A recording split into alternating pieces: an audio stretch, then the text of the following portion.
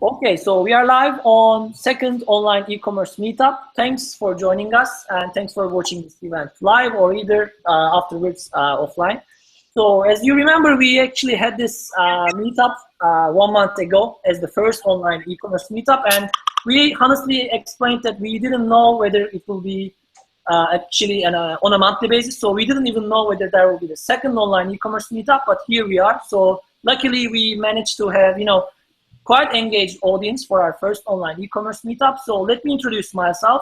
I am Burç, the CEO and co-founder of Prisync, the competitive price tracking software for all sizes of e-commerce companies from all around the world. So actually we are organizing this online event together with SEMRush and PrestaShop. So there are 3 companies organizing this online e-commerce meetup as PrestaShop, Prisync, and SEMRush.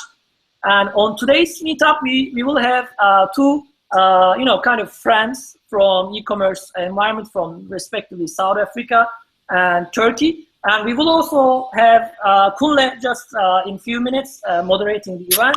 So he will be actually right here. So he just joined the chat. So I'm leaving the moderation part to Kunle and kind of disappearing from your screens from now on. So Kunle will be asking his beautiful questions to both David and Jack. And after his questions, you can feel free to shoot your questions from our YouTube live stream chat box. So Kunle, the show is yours. Well, fantastic. Thank you, Burke, for the introduction. And thank you, everybody, for making it to today's show, or the meetup, actually, the e-commerce meetup. I'd like to welcome both David and Jack to the show. Hi, guys. Hi. Hi. Okay, so I'll just start off first with let's start out with an introduction. Starting off with Jack, could you just introduce yourself and what you do? Sure. So basically, supplementer.com is an omni-channel sports nutrition company based in Istanbul, Turkey. We cover all of Turkey for the moment. Mm-hmm. And by omni-channel, I mean that we're obviously online, meaning the desktop and mobile, but also the app. We have dozens of stores, and we have a few hundred vending machines in the best gyms where we sell single-use sports nutrition products. Okay. We're also into content, owned and operated network for healthy living and fitness in Turkey. And we also do services, things like pay-as-you-gym or ClassPass. They're clones in Turkey. So we're basically covering the whole healthy living and fitness ecosystem in Turkey. That's quite a lot. So it's a lifestyle, really. You sell the entire lifestyle and the products that fit that lifestyle. That's right. Because when we started out, I mean, to keep it short, people didn't really know what the sports nutrition products were for. So we also needed, the content to be able to explain to people, if you use this, then it does that, and so on and so forth. So that's why when we started both with retail and content, and we built both ever since. Sounds good. Do you gym yourself? Do you go to the gym and do you? Not really, as you can tell, not really. I don't really find the time to, but I used to be a professional water polo player back in the day, so okay. I guess I can wing it like that. I'll let you go. Okay, David. Hi, how you doing? Welcome. You're tuning in all the way from South Africa. Could you introduce yourself, please? Certainly, David. We're from AudioMart. We do professional electronics, professional sound and lighting equipment, and some consumer products, keyboards, musical instruments. And it's been quite a transition from the traditional brick and mortar type of outlets to this transition joining the first world, where the customer is looking for the experience, the online experience of pricing, product availability, and so much more that online brings. And it's part of a learning curve, and it's been quite a fast curve that we've had to learn. Yeah. So you've been around since the 1990s. Since the 1990s in the same industry.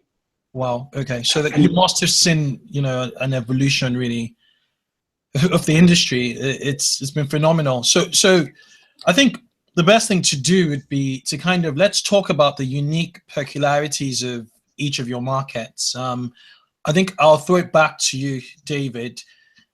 Could you just describe what the South African market looks like and, how unique how unique it is in comparison to standard e-commerce, markets in the US and the UK or Europe in general?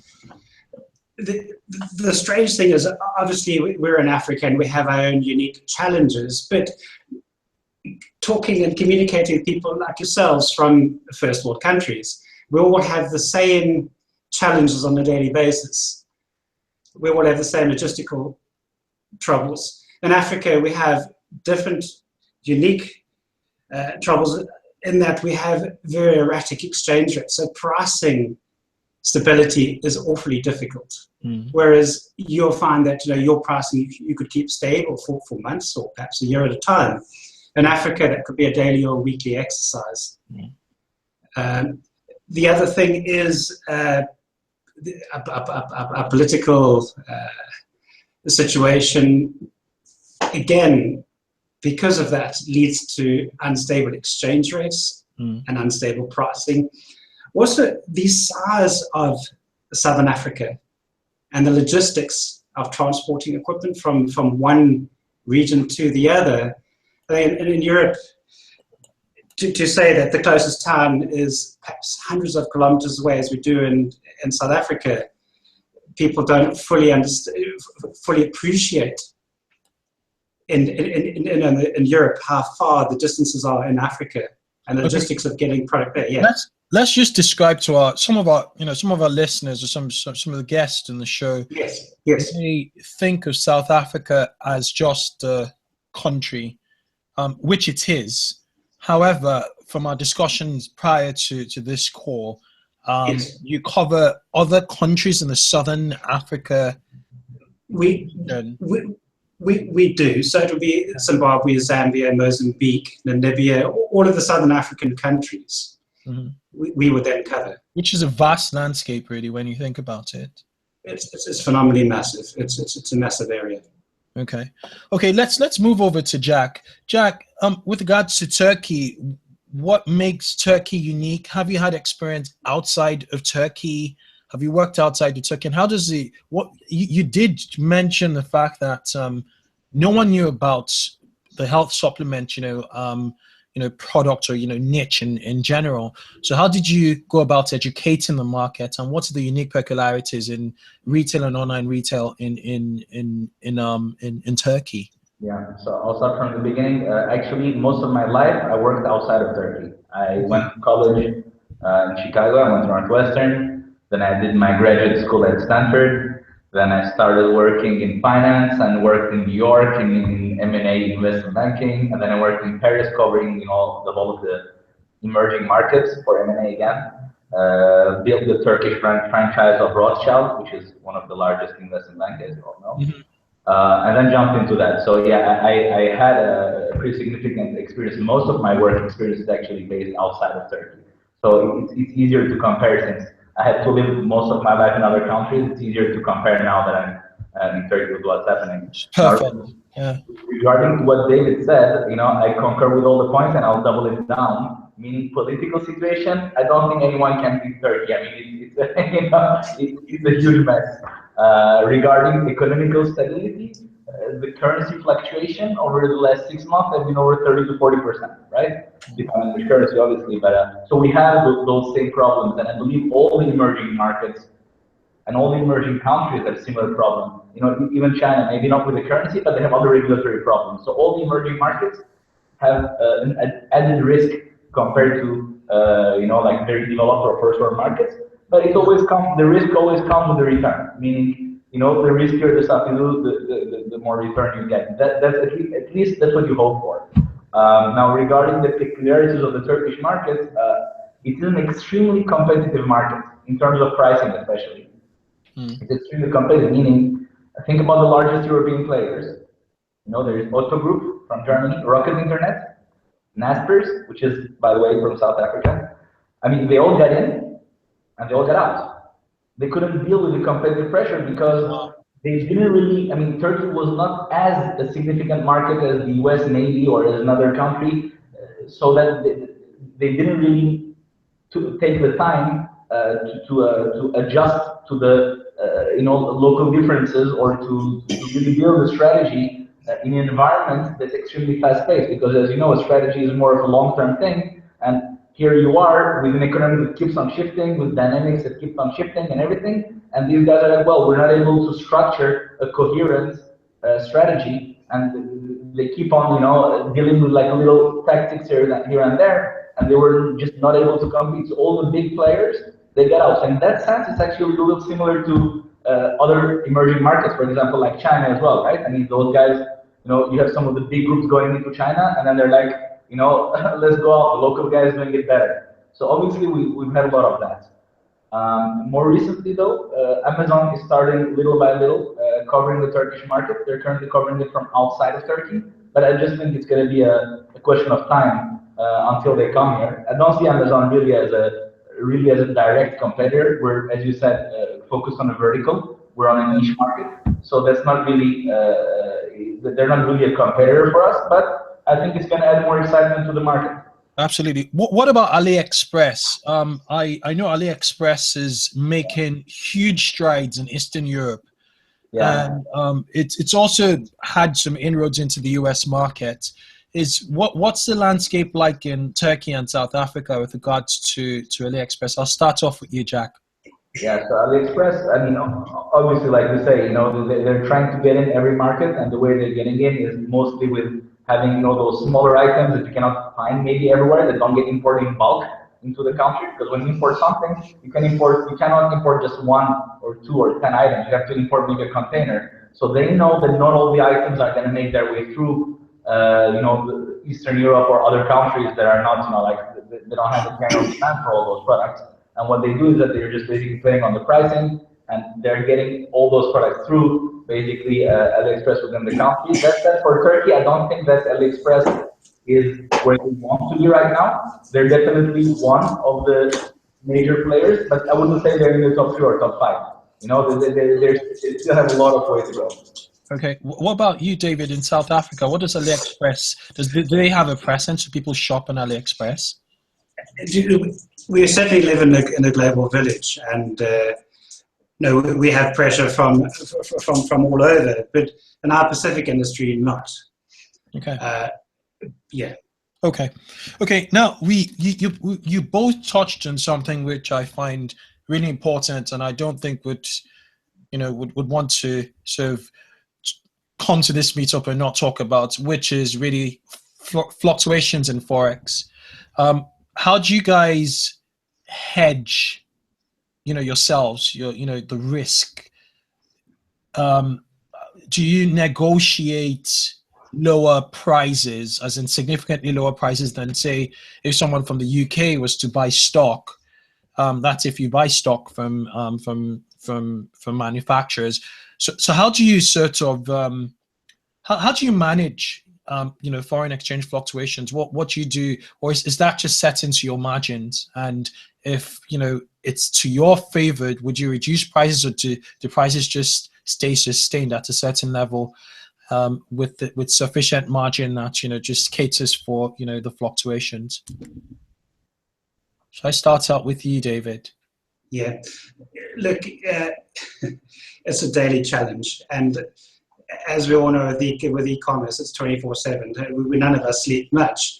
But if you're not maintaining that on a daily basis, you are going to lose. You are going to lose margin, and with margins being as tight as they are, it's something that we monitor daily.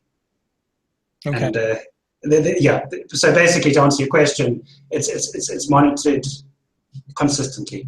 Okay, and do you sell your own brands, or do you sell a portfolio of other brands? It's a portfolio of other brands.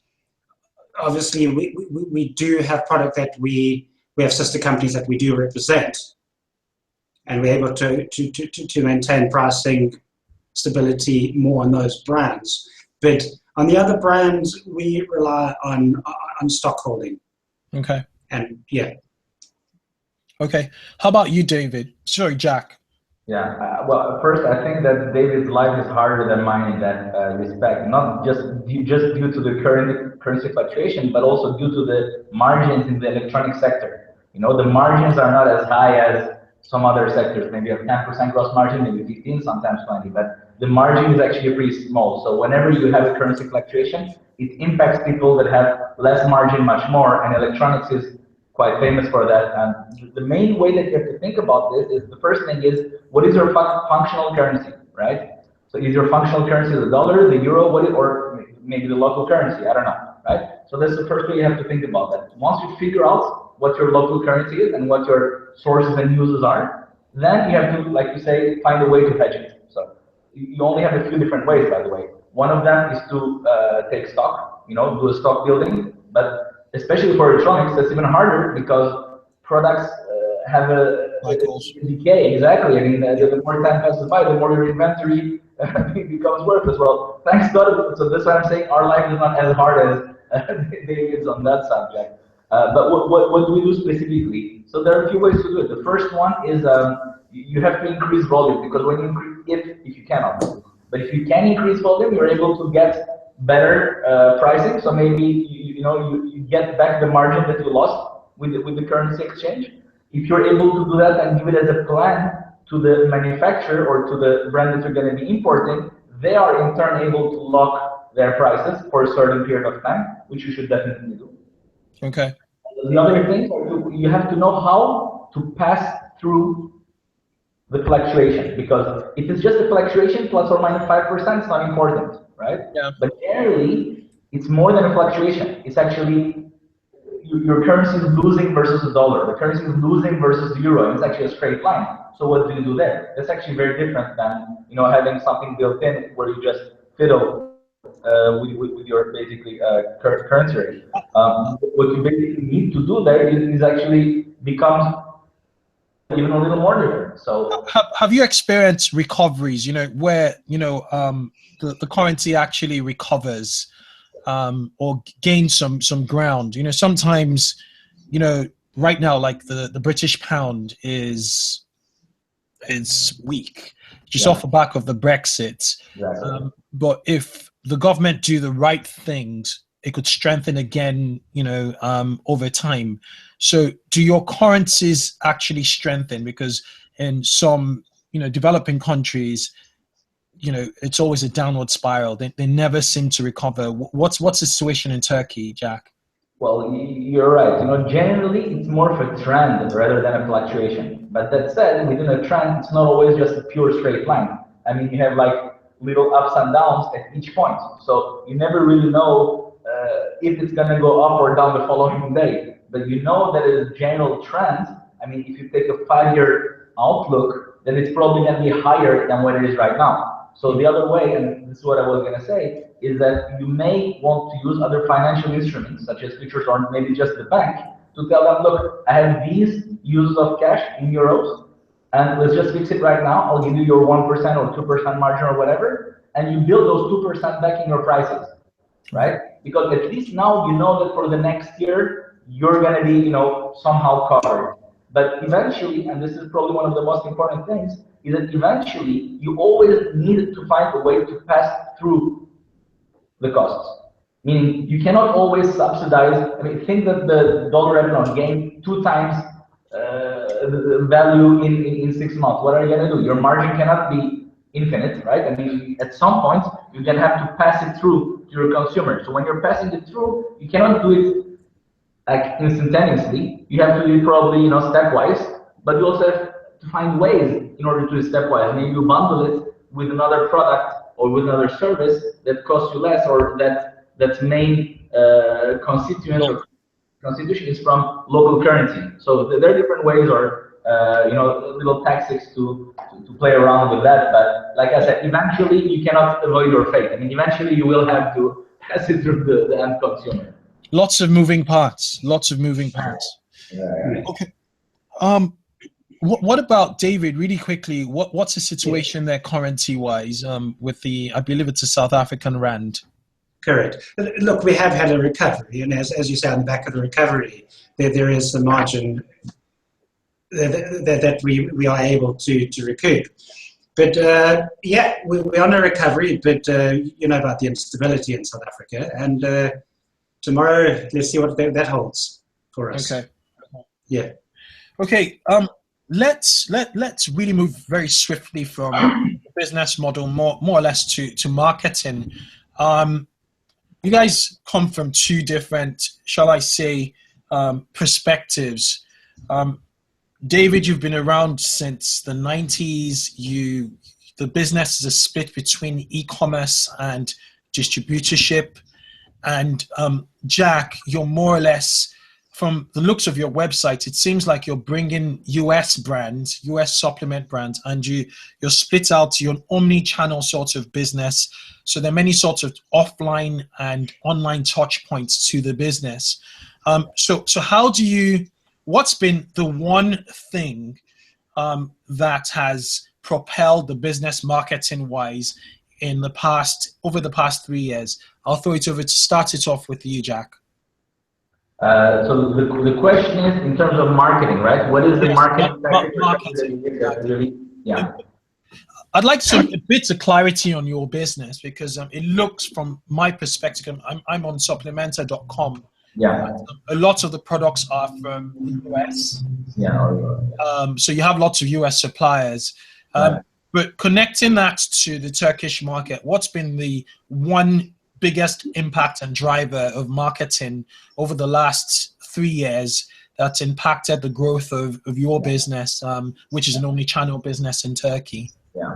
So the main thing I would say is that we concentrate much more on services rather than on the pricing. Basically, that was basically our trick. Instead of trying to get one product and the best price for that specific product, what we did is that we obviously monitored the prices of our competitors, but the main thing that we did is that we really focused on the service. And the reason why I would advise everyone that's in a niche market to focus on the service and not on the pricing is basically, you will never win a war against Amazon on pricing, for example, right? No. So that's not really the best strategy to go forward. But you can do other things that they cannot or are not willing to do. For example, you can have a great and very well educated call center, for example, in a specific targeted market, and you can give people, a great customer service. And by customer service, I just don't mean after the sale, where is my shipment or things like that, but more educate them on which product they need, do really an after sale support, explain to them what products works with another product and so on. Amazon will never be able to give that, because you cannot, the combinations are, there's so many combinations that you cannot really have a manual for that, right? I mean, if somebody comes and says, I weigh 80 kilos and I've been going to the gym for 2 years and I'm using protein powder, what else can I use with it? It's already like tons of combinations and tons of ramifications. So the call centers in large and general retailers, or even if you outsource your call center, which is probably worse, they're never going to be able to get to the depth of knowledge that they need and that your customers actually need. And if you're able to do those things, then Amazon, it's basically a concept where eagles don't hunt flies, right? They're never going to be willing to get that deep in what you're doing, and therefore you create a competitive advantage that they will never be willing to match. Forget not able to, but they will never be willing to match, right? So what we did is we took this strategy and we applied it kind of everywhere, not just with Amazon, but also with our competitors. What we did is that instead of actually distributing one brand, what we did is that we worked with all the importers or other distributors, and we took all the breadth in the product, and we were not, thanks to this, we became objective, meaning we started ranking and rating the products ourselves, and especially using customers' feedback. So if a product from a certain brand was bad, we actually on our website, you may be able to see it, give it a bad grade. So distributors being okay with their products having a bad grade is a challenging issue. But once you get to do those type of stuff, customers trust you, and they are the first place they come. You are the first place they come whenever they want to find out about which product is good, which products work, which product doesn't, and what is good for them specifically. Now, after the first time, or once they know exactly what they want, then it becomes similar to general retail. So after that point, maybe they might be going to Amazon or not. But Amazon is not even in Turkey, and we have a local competitor who's obviously not as big, much smaller. So for us, it's much easier to compete, and we still have a lot of room for growth. I mean, just to give you an idea about our online sales, we're on track to reach our $30 million revenue for 2017. So it's it's not that small, and we still have a lot of room to grow. Yeah, for a niche, for a vertical, you know, for a specialist, that's quite significant. Yeah. How about you, Dave? I'll touch base with you, Jack, but I'd like to hear David. So over the last 3 years, from your perspective in the South African market, what's been the major propeller of growth, marketing-wise, for your business? Adopting mobile. South Africa has 20 million mobile devices online. It's a phenomenal number of people on the internet, but on a very small device. So, you know, adopting mobile. And again, as Jack says, we're both in a niche, specialized market. Having the right people on your team to then advise and consult your customer correctly, and having the repeat business from that. Yeah. Okay, so let's go back to you, Jack. In regards to the team, you know, you know, your customer service team. So do you have nutritionists? Did you have to train graduates? How did you sort of, you know, how have you built the team thus far? Yeah, so actually that's when you asked your first question, what is one of the toughest things you had? You know, I took on David's point and furthered it about the currency and the foreign exchange, but I would say that one of the most important problems that you generally have in developing countries is talent, right? It's not easy to find the best talent. I think it's hard everywhere, but it's much harder here for a few reasons. Not just that the education quality is maybe less, or maybe the ecosystem is not as good as, you know, Silicon Valley's ecosystem, or maybe London's or Berlin's or whatever.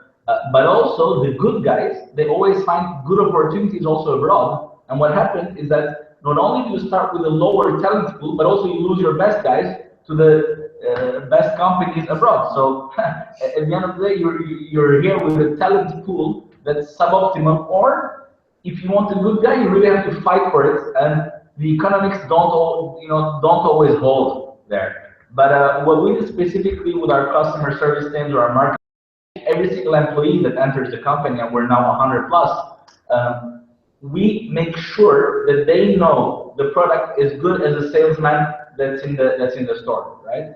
And the only way to do that is by really training them. So we actually do train them for at least 3 to 6 months before they get to do what they're doing. And that's the same thing for the call center guys. They are not really answering any questions about nutrition or about, you know, like specific combinations or whatever until they have really 6 months under their belt. That's why it's impossible for an outsourced call center to hold the same exact guy that's going to look at the same exact account and that's going to also stay for more than 6 months and that's going to have the career training. But this is basically what we do in order to, you know, to get a better level. And like you say, almost every single person in our company, except the blue collars, they're graduates, obviously, and some of them have higher degrees. You know, you have people that have, you know, like masters or PhDs, and so on and so forth. But some of them will be overqualified, but you know that's just the nature of the market. And just off the back of, I never asked how old is Supplementer.com? How long have you been so we came around. So the company. So what we did is that we didn't start actually the company. What we did is that there were other people who started the company back in 2006, and I think in 2008 they did their real launch and everything. But when we took it on, it was something that was extremely small. What we did is that we built an umbrella company, and we put in a few assets within the company, and we built everything around it, right? But we didn't really want to start from ground zero. We wanted to start with something, you know, that is extremely small. Why not? But something, you know, like we didn't want to go through the initial hassle because we just thought we wanted to hit the ground running, right? Absolutely. When we started out, which is almost 4 years and a half ago, 5 years ago, maybe close to 5 years, not 5 years yet, but close to 5 years. Let's say 4 years and a half. Okay. When we started out, we were only shipping, you know, something like 5-10 packages a day, and now we're, you know, 300 times that amount. So it doesn't really matter where you start, but you want to have a solid beginning, and you have to know what your core competencies are, and how you're best able to help and leverage the business and in what time frame. Because I would say that if we started right now, I don't think this would be a good market to get in right now if I had a competitor like my company. But if you're already in the sector, then I think, yeah, you know, like you're already here, you already built something, you have a lot of repeat customers who are obviously much lower cost to acquire them, and you know that they're probably worth more to you than a straight out new customer you're acquiring. But for someone who's just going to jump in the market right now, it doesn't make sense anymore. So timing is also really critical in that sense, and this is why we wanted to create what I just explained, which is umbrella code, and put different assets of content, of retail,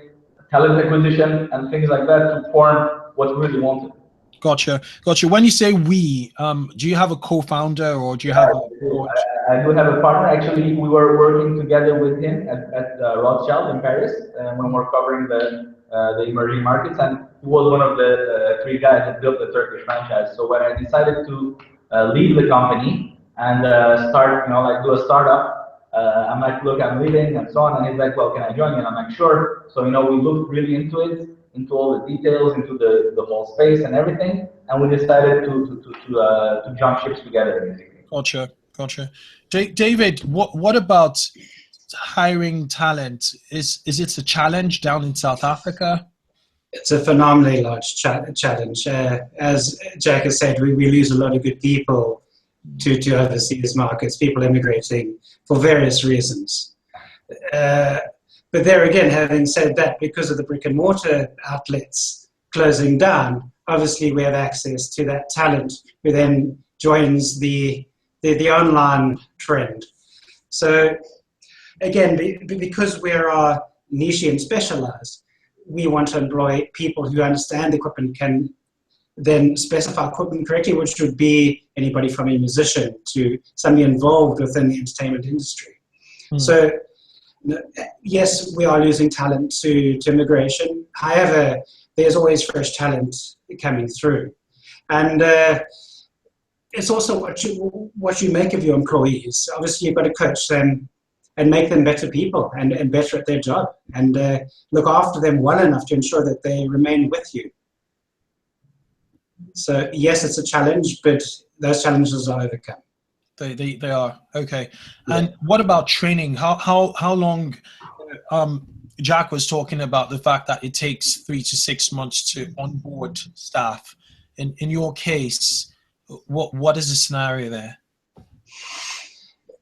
Because of the type of people that we are looking for to join us, they would require more than 6 months of training to understand this industry, or how to be a musician, or how to to understand instruments. So essentially, those are people that have been involved in that industry for many years, whether it be in the sales, or perhaps they were a musician and had other sales careers, that would then join us, and we'd then coach them into the e-commerce industry. Okay. With their background. So they have to have that sales before you. They have to, and you have to be passionate about this industry. Again, it's a niche industry. There has to be a certain amount of passion for the industry to be involved in this industry. Okay, sounds good. Okay, guys. Yeah. I think from my perspective, I've asked you all the questions I'd love to ask you. So I'm going to hand it over to the audience. I'm picking up some questions on here. And yeah, are you both happy to answer questions from the audience now? Indeed, yeah. Okay, fantastic. Okay, so first question, I think it's directed to Jack, and it's: we sell fitness equipment, even bespoke. How would you go about selling fitness equipment? Would I go selling fitness? What type of equipment? I mean, is it like like, do they sell machines? Do they sell dumbbells? Do they sell gear? What do they exactly sell? Do you have an idea? Bespoke fitness equipment. Well, let me check it online, and I'll be able to give a better. It's from Donatas Simkos. We sell fitness equipment, even bespoke. How would you go about it selling them? Okay, so I found bespokefitness.fit. I believe that's their address. So okay. just Good. It's loading.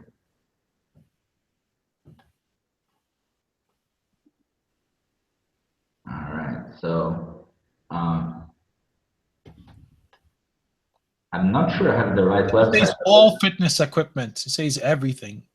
So he says everything. Okay, so he's selling everything. Okay, well, I mean, you have to understand basically who your customer is. I mean, in that respect, the customer and the consumer may be different people. So I don't know who the customers are. Is he trying to sell fitness equipment really to the gym or to the end consumer, right? So it might be a more B2B than B2C thing. But if he's trying to sell B2C, then you just have to really understand what channels your audience is using, how to reach them, and then how to like best monetize them. Obviously, there is no secret trick here. You should do this and then they'll all flow. You shouldn't be really looking for a specific trick. But I don't really know if they're selling branded products or if they're selling their own brand.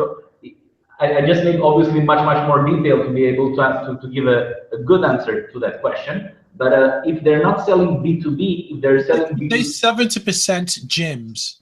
They sell to gyms. Okay, so I don't know if online is the best way to go about it. Online is just a channel. E-commerce is still commerce, meaning you still have to make it somehow attractive to your buyer if you want to sell it and back and forth. So if most of the customers are gym, maybe he needs a good physical sales team rather than a great like online digital marketing team. If you can have both, then great. But generally, if you're gonna sell B2B, internet is a good place to find out about the products you're selling, to create the brand awareness, and to make people ask you questions or to get leads. So for B2B businesses like this, I would generally think that I would focus my digital marketing efforts more on lead building and then follow it through, through something like either Salesforce or just any other CRM tool, and follow it through to the sales team and make the sales team really get in contact and try to sell with direct contact. I think that using B2C strategies work for B2B. There are things that they can do with their digital marketing, their website, their social media presence and everything. But the main thing I would say is for them to build their brand, to create the brand awareness, and to make sure that people follow the leads. And how can they do that? Well, it's not very hard. Like you have to get good material, good marketing material. You have to, get good references. You have to obviously maybe do things like webinars or get white papers and things like that that explain the differences between your equipment and somebody else's equipment. But at the end of the day, it's going to be more of a funnel thing, going from the general population to like to the potentials, to the lead, and then the sales. But it's going to end up being the physical sales process. That's how I would see it, because there are things that you cannot really, well, you can, but they're not extremely easy to purchase online if you don't know exactly what you're purchasing. For example, when you purchase a car, or a house, you eventually want to see the car, or you want to see the house. It's not like you're buying a generic product from the internet and then you know exactly what's going to come, or a textile that you can return. First, it's a big investment, and the second, you actually want to get into an interaction with it. You want to keep the tires or close the door, you want to do something, and those industries are much better served by classified or lead generation websites rather than a pure B2C type optimized website. That's what I would say. Okay, so the next question has got to do with security. Someone's asked, how do you go about security? I'll pass this one on to David. What precautions, what security precautions do you take? I suppose he's talking about payment security. That's what pops to mind in the context of e-commerce. The payment security, we use a third party to take care of all of that. In addition, with the 3D secure on credit cards, in the early days we had plenty of credit card fraud. The banks have seen to that being reduced phenomenally. So if that's the security, the banks have taken care of card fraud. If it's site security, as much as you can, including blocking IP addresses from known countries. So there's a lot of useful tools online if you search online, your web security. There's plenty of tools to be used, and we try and implement as many as we can. Okay, that makes a lot of sense. You want me to answer that one as well, or you're good? I wanted to follow up with David, because David, you've been around since the 90s. When did credit card fraud cease being a problem, and when did the mantle sort of change?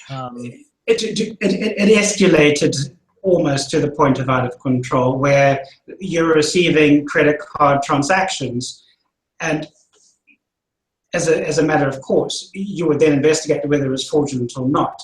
When the banks implemented the 3D Secure, where you have it over there, where you receive an SMS, you type in a code, that is when credit card fraud ceased to be an issue for us. While I'm chatting to you, going back to Jack's conversation regarding B2B and B2C, obviously we have B2B companies as well, and the adoption of B2B has been exceptionally slow. And Jack is every bit correct in saying that B2B, that website is purely for information.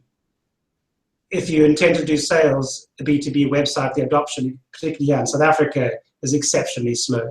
You still need to knock on doors. So you pick up the phone and... You pick up the phone.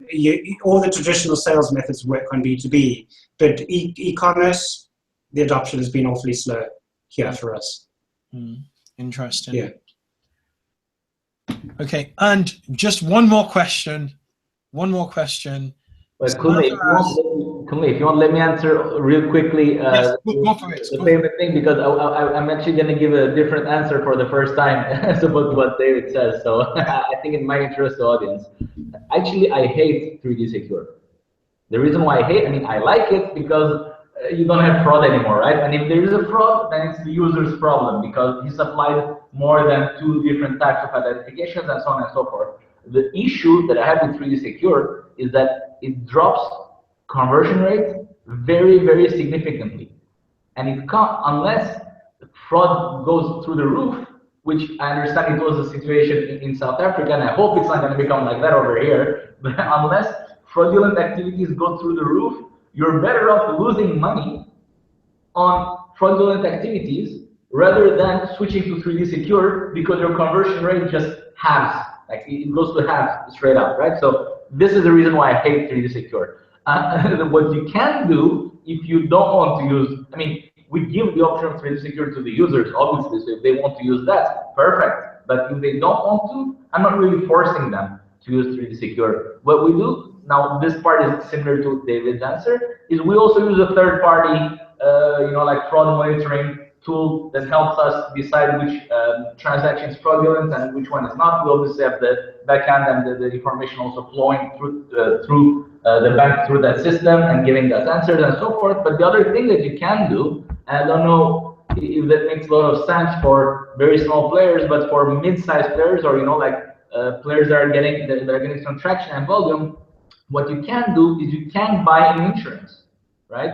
And this is what we do. So we're insured until 5% of our sales for fraud. Now, we're paying obviously something on that, but even if the fraud reaches 4.9%, I don't really, I don't want to say I don't care. I do care, but it's not a financial concern in the short term, let's say.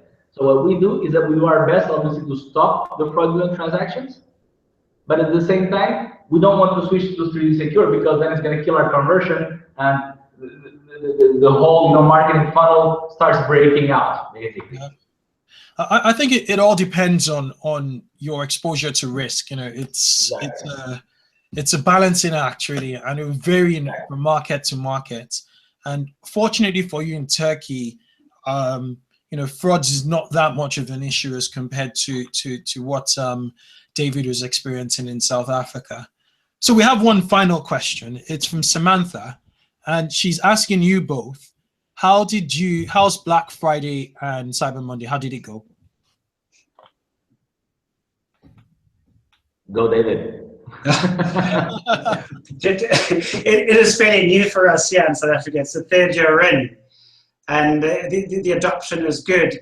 But again, because we're quite niche and quite specialized, we did certainly see an increase in sales, but not to the degree I'm certain that a lot of the big consumer sites saw. Did you run any offers, any specials? Oh yeah, we did. Yeah, plenty. Okay. Plenty. Yeah. Okay, sounds good. How about you, Jack? We didn't really do I mean, it's going to sound weird for a retailer not to do a Black Friday event.